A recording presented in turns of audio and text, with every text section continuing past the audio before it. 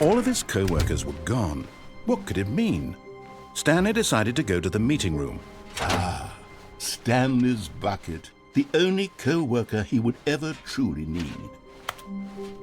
Stanley clutched the bucket tightly to his... This was not the correct way to the meeting room, but Stanley had felt the bucket calling to him, telling him that the employee lounge was simply the place to be.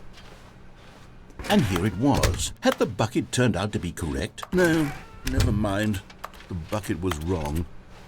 Stanley took the door on his left to go back to the meeting room. No, said the bucket. don't go to the meeting room. Go somewhere else. The cargo lift, yes. Good, said the bucket. now ride the lift all the way to the top. There's something up there I need you to do. Stanley did not question why or how this bucket was speaking to him. It should have alarmed him, of course, because buckets can't talk. But Stanley chose not to think about this obvious fact.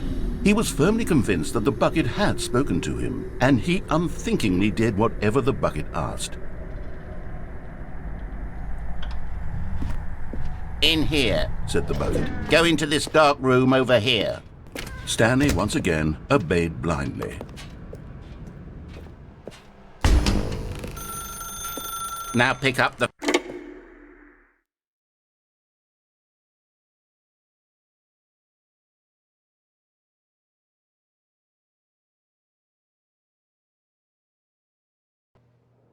This is the sad story of a man named Stanley and his bucket.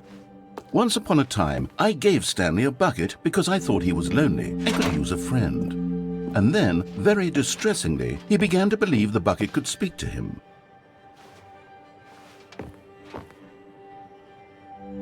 The Stanley Parable Reassurance Bucket was merely meant to provide the comforting glow of companionship. It doesn't literally talk and give you orders. Whatever Stanley is hearing the bucket say to him is just in his head. Lately, I've been concerned about him. Wouldn't you be concerned as well? To see him delusional like this, obsessing over an inanimate metal object? I want to say something to him, but I don't know how I can convince him. I don't know if he'll listen to me. Oh, I'll try anyway. Stanley, can you hear me? Listen to me. It's just a bucket. It can't think, it can't talk. All it will ever truly do for you is effectively transfer a liquid from one location to a different location. That's it. It doesn't do anything else.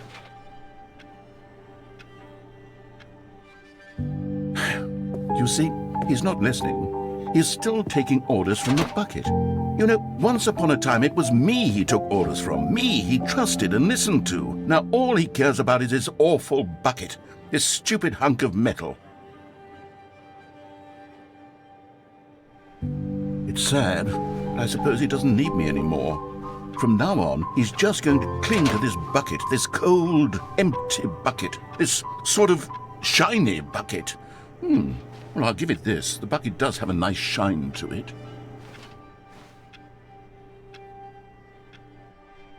Yes, I suppose on closer inspection that it doesn't quite look like your average hardware store bucket. It's just a little more, what am I trying to say? Sturdier, more capable of transporting liquid. Like it would be better at moving an amount of water from one room to another. Oh my God, what am I saying? Better at carrying water from room to room. It's a bucket. It's literally just a bucket. Why do I feel some need to point out the ways in which it's so much more than just a regular bucket? Oh no, I'm having feelings for the bucket. No, no. What's going on? Why do I want to be with the bucket? Hear what the bucket has to say. Do anything it asks. What's wrong with me? I don't understand. Perhaps if I had the bucket, this would be less confusing. Yes, the bucket could tell me what to do in this troublesome situation. Stanley, give me the bucket. Give it to me. Give me the bucket, Stanley. I need it. Give it to me now. Give it or I'll...